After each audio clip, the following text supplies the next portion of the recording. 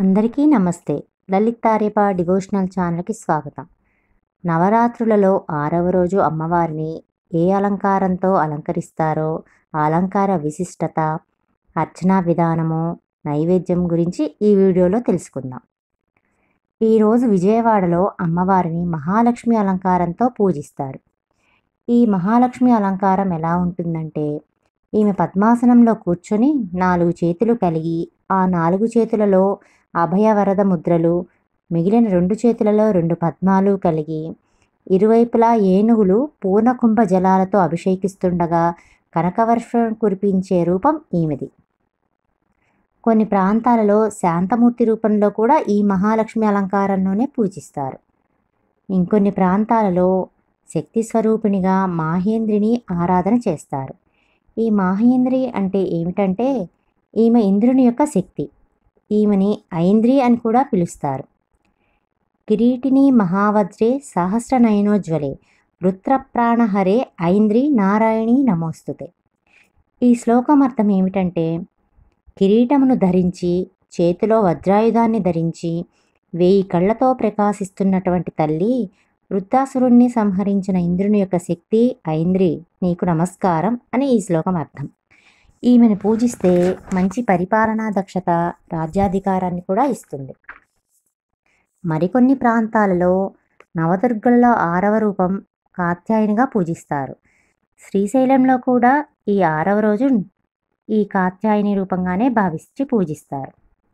పూర్వం కాత్యాయనుడు అనే మహర్షి ఉండేవాడు. ఇతను గొప్ప దేవీ భక్తుడు. అమ్మవారినే తన పుత్రికగా పొందదలిచి గొప్ప తపస్సు చేశాడు. ప్రసన్నరాలైన దేవి ఆయనకు కుమార్తెగా జన్మించింది. కాత్యాయన మహర్షి కుమార్తె కనుక ఆ తల్లికి కాత్యాయని దేవి అని పేరు వచ్చింది. మహిషాసురుణ్ణి అంతమొందించడానికి త్రిమూర్తులు మరియు ముక్కోటి దేవతలు తమ శక్తిని ఈమెకు ప్రసాదించారు. ఈమెనే చివరికి మహిషాసురుణ్ణి వధించింది. అటువంటి కాత్యాయని తల్లికి నమస్కారం. ఇక ఈరోజు శ్రీచక్రంలోని 5, 6 ఆవరణల గురించి తెలుసుకుందాం. పంచమ ఆవరణం అంటే 5వ ఆవరణం. ఇది బహిర్దశారం అంటే ఈ ఆవరణం బయట 10 కోణాలను కలిగి ఉంటుంది. దీనిని సర్వార్థ సాధక చక్రం అని కూడా అంటారు. ఈ పంచమావరణానికి అధిదేవత త్రిపురాశ్రీ. దీనిలో చూపించేటువంటి ముద్ర సర్వోన్మాదిని ముద్ర. ఈ పంచమావరణంలో ఉండేటువంటి కళ విష్ణు కళ. ఈ పంచమావరణానికి అధిష్టాన గ్రహం శనీశ్చర గ్రహం. ఈ ఆవరణాన్ని అర్చించడం వలన లభించే సిద్ధి వసిత్వ సిద్ధి. ఇక షష్ఠావరణం అంటే 6వ ఆవరణం. ఇది అంతర్దశారం అంటే ఈ ఆవరణం లోపల 10 కోణాలను కలిగి ఉంటుంది. దీనిని సర్వరక్షాకర చక్రం అని కూడా అంటారు. దీనికి అధిదేవత త్రిపురమాలిని. ఈ ఆవరణలో చూపించేటువంటి ముద్ర సర్వమహాంకుశ ముద్ర. ఈ ఆవరణలో ఉండేటువంటి కళ రుద్రకళ. ఈ షష్ఠావరణానికి అధిష్టాన గ్రహం సూర్యగ్రహం. ఈ ఆవరణాన్ని అర్చించటం వలన లభించే సిద్ధి ప్రాకామ్య సిద్ధి. ఇక ఈరోజు అర్చన విషయానికి వస్తే, అమ్మవారిని మందార పూలతో అర్చించి గంధం చెట్టు ఆకుల మాలతో అలంకరించాలి. అందుకే లలితా సహస్రనామంలో కూడా మహతీ మేరు నిలయ మందార కుసుమ ప్రియ అని ధ్యానిస్తాం కదా. ఈ విధంగా మందార పూలతో అర్చిస్తే అమ్మవారికి చాలా ఇష్టం అటండి. అర్చనానంతరం నివేదన. ఈరోజు అమ్మవారికి నివేదన చేయవలసిన ప్రసాదం శాకాన్నం. దీనినే కదంబం అని కూడా అంటారు. శాకాంబరి అవతారం నుండి వచ్చిన ఈ శాకాన్నం అమ్మవారికి ఎంతో ప్రీతికరం. ఈ కదంబానికి కావలసిన పదార్థాలు ఏమిటో ఇప్పుడు చూద్దాం. దీనికి కొన్ని ఎక్కువ పదార్థాలే కావాలండి. నేను ఏ ప్రసాదాన్నైనా ముందు రోజే ఎందుకు చూపిస్తున్నానంటే, ఇలా ఎక్కువ పదార్థాలు కావాల్సినప్పుడు ముందు రోజే సమకూర్చుకోవడానికి వీలుగా ఉంటుంది కదా, అందుకని నేను ఇలా చూపిస్తున్నానండి. మొదట నేను ఏ ఏ కూరగాయ ముక్కలు తీసుకున్నానో చూపిస్తాను. సొరకాయ ముక్కలు, టమాటా ముక్కలు, బెండకాయ ముక్కలు, దొండకాయ ముక్కలు, క్యారెట్ ముక్కలు, బంగాళాదుంప ముక్కలు, చిక్కుడుకాయ ముక్కలు, ములక్కాడ ముక్కలు, కరివేపాకు, కొత్తిమీర. కూరగాయలలో నేను ఇవి తీసుకున్నానండి.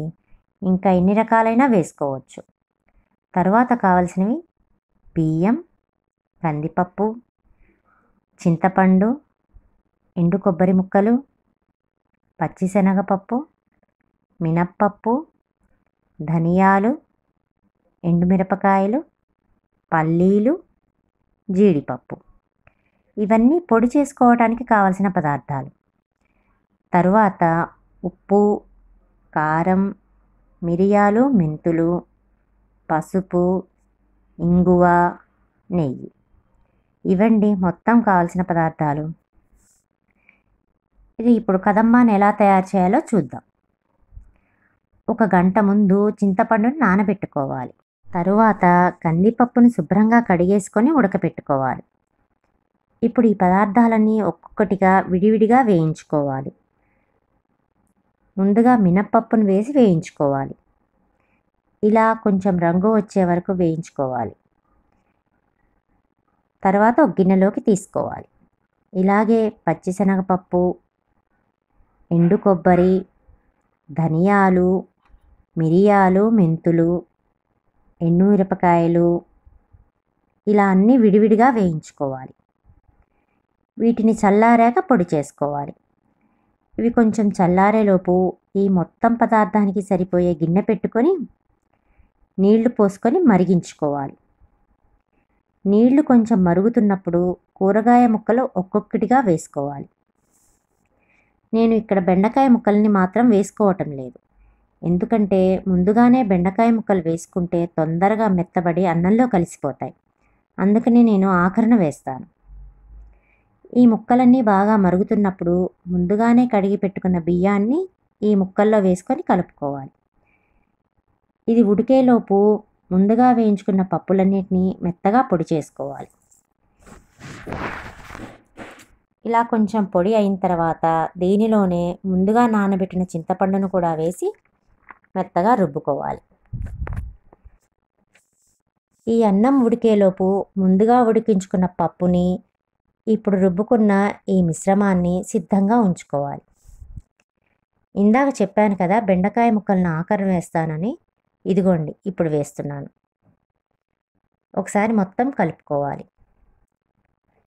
ఇప్పుడు ముందుగా ఉడికించి పెట్టుకున్న కందిపప్పును వేసుకొని కలుపుకోవాలి. తర్వాత మెత్తగా రుబ్బుకున్న ఈ పిండి మిశ్రమాన్ని కూడా వేసుకొని మొత్తం కలిసేలా బాగా కలుపుకోవాలి. ఆఖరున ఈ మొత్తానికి సరిపడా ఉప్పు, పసుపు, కారం వేసుకొని కలుపుకోవాలి.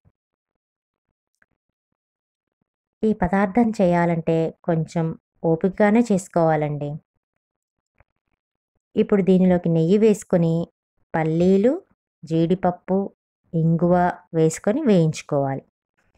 ఇవి బాగా వేగిన తర్వాత వీటన్నిటినీ ఈ అన్నంలో వేసుకొని కొంచెం కొత్తిమీర, కొంచెం కరివేపాకు వేసుకొని కలుపుకోవాలి.